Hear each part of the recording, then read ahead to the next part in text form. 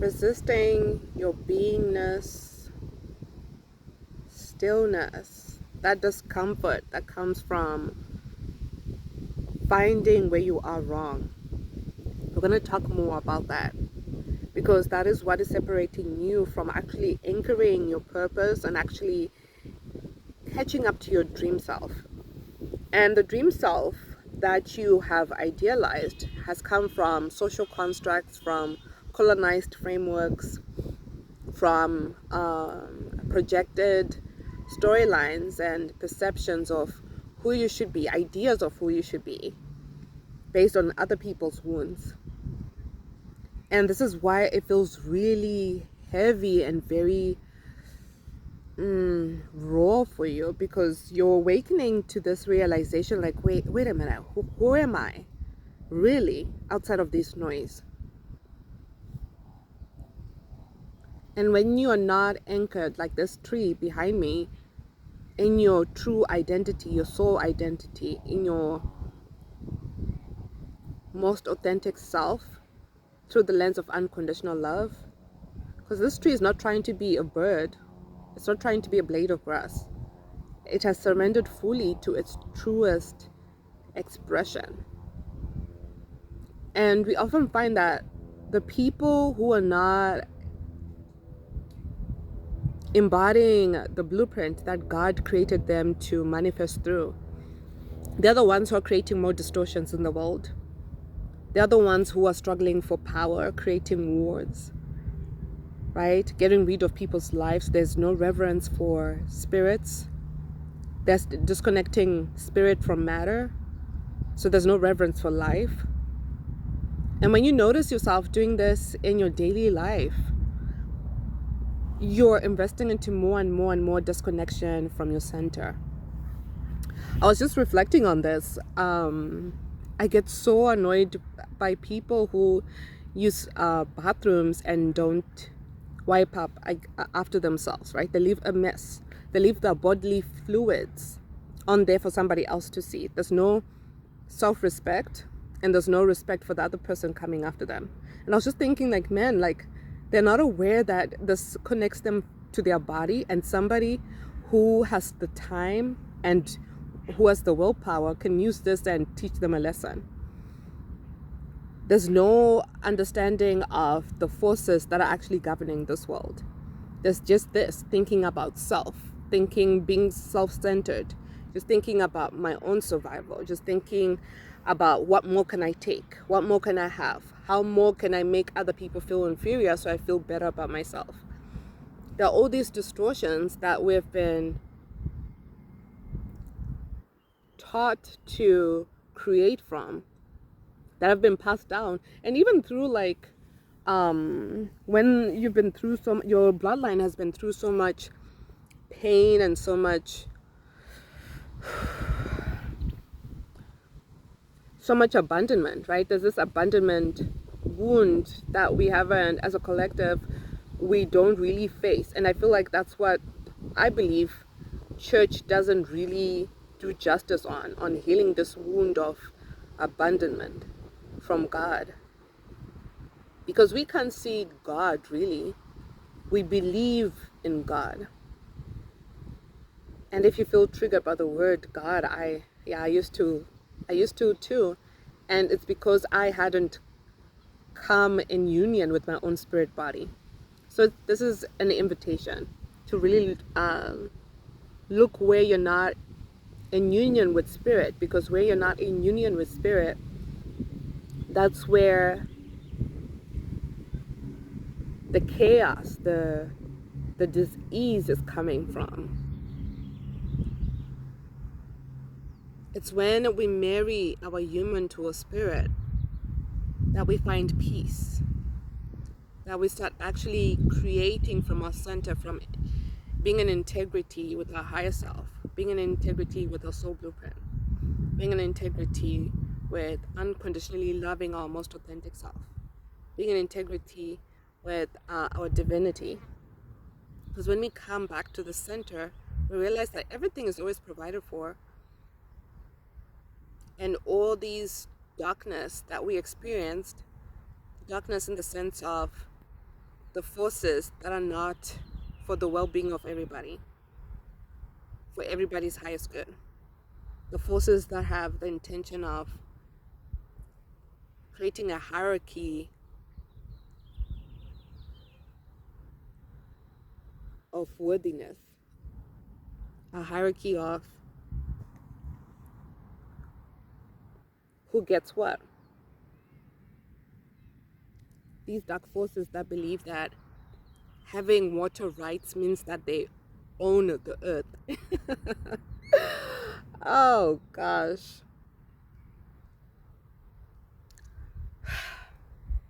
And it's very painful, it's very heavy when you're looking at these realities and saying like, man, like we have so much work to do. There's so much wrong in the world, there's so much evilness, right? You're hearing about all the evilness that's going on, and you're feeding more and more and more and more into it, and before you know it, you're disempowered. You feel like there's so many stuff, how can I fix all of this? And you feel like you have to take the world on your shoulder. You have to fight other people's battles because you believe other people are incapable. But really, you're just projecting your own incapability, your own belief that you're not capable. You haven't married your human to your higher self. You're not working in union with your higher self. You're not working in union with your divinity. Because if you were, you knew that all things are possible through the creative force that governs the entire universe. And the fact that you have this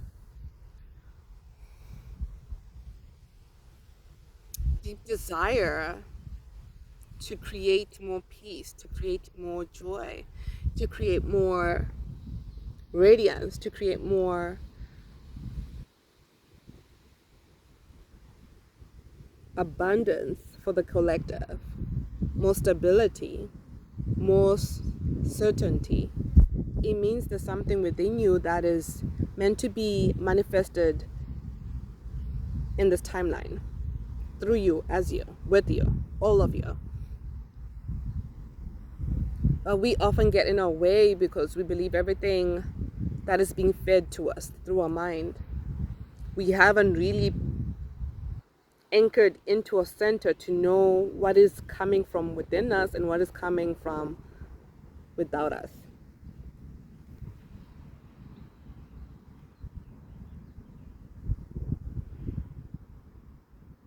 And all this information is available to you when you come to the center, when you hold your pauses.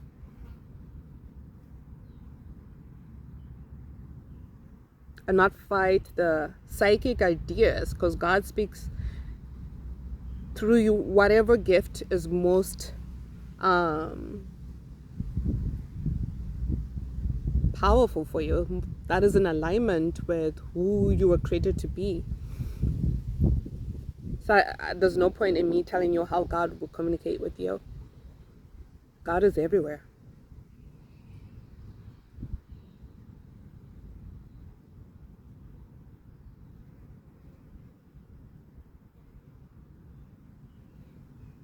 Earth has a heartbeat. And when we're going on into the world and we're all wrapped up in the clock and doing so we can become this projected idea of ourselves that we are not being right here, right now. We are chasing ghosts. We are being harvested. Our energy, our lifeline is being harvested to get somebody else wealthier, richer, more successful. And I'm not talking about the people who are collaborating with you, who want you to have mutual benefit. No, that's your people. I'm talking about those people who want you to have as little as you can so they can have more. Those forces. And those forces use some people without them even being aware of it, because there's so much trauma in the body, there's so much stories that are imprisoning them into certain mental constructs. They have certain belief systems they anchored into out of survival.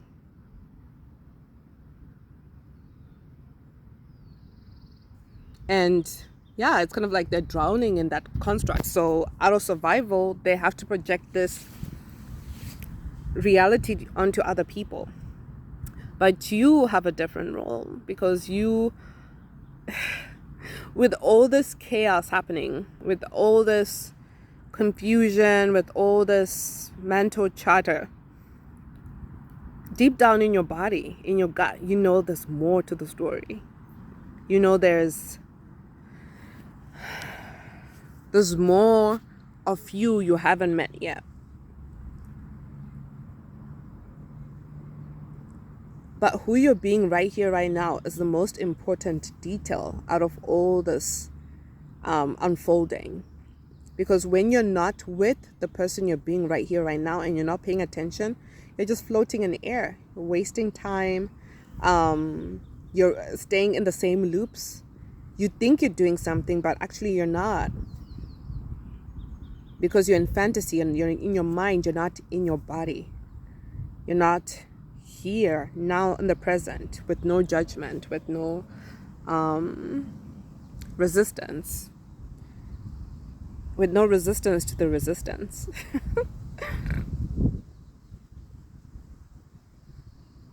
You want to come to the present moment, to the point where you can feel the visceral, subtle moment to moment that is happening to your most authentic self.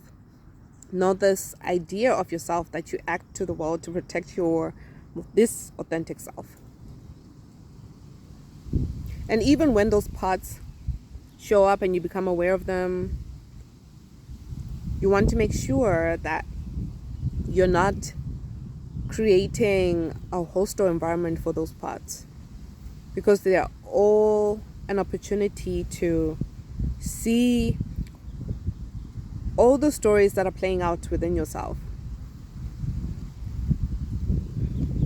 that are influencing how you're showing up in the world. How you show up in the world determines how the world responds to you. It's a dance.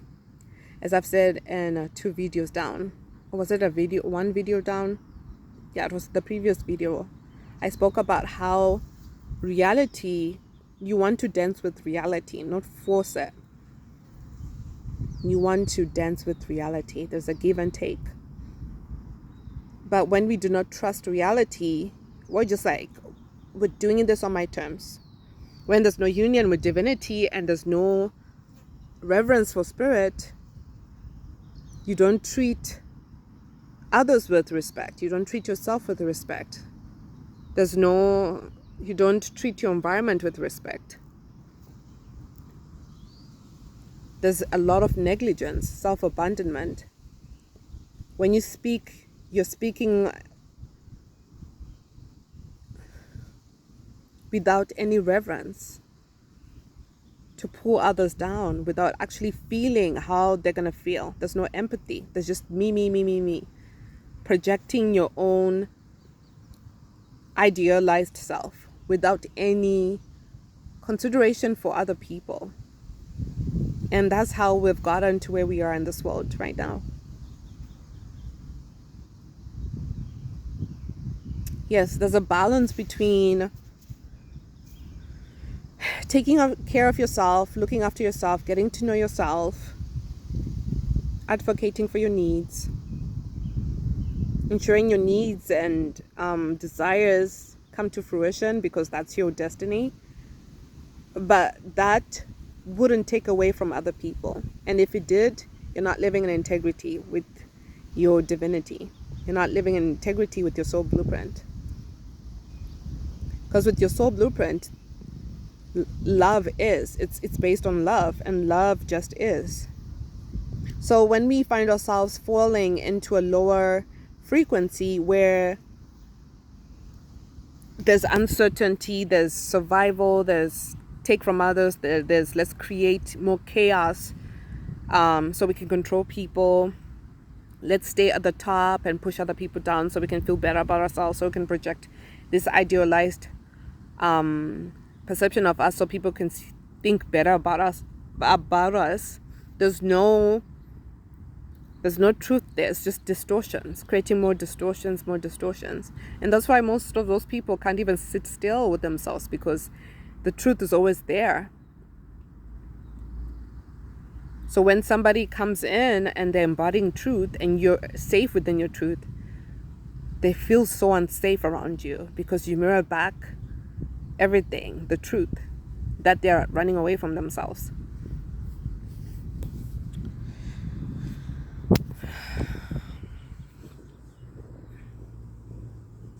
So coming back from the tangent,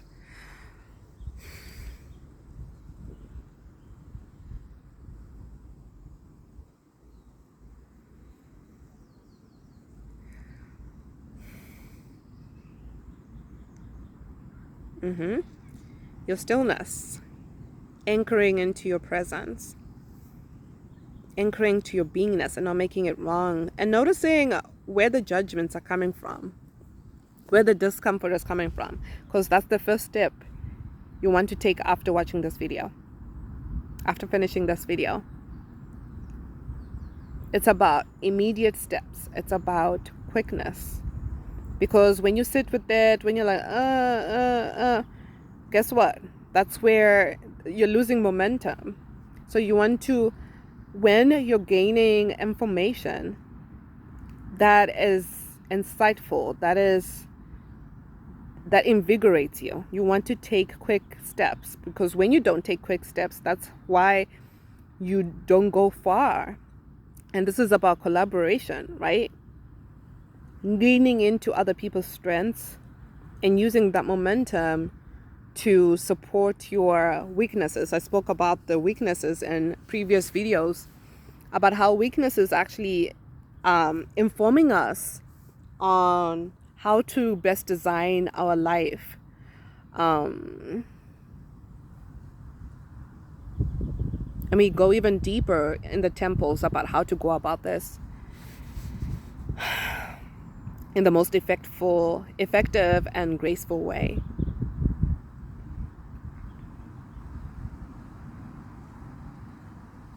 So it's about knowing when to slow down and when to actually pick up momentum. Where are you slowing down into? Why are you slowing down? Why are you rushing? Because there's a reason to rush, right? But when it's being done out of programming, for no reason at all, because of your energy centers are open to everybody's energy, and you just you're absorbing the collective's energy, but really what you need is actually to slow down. You're not really centered.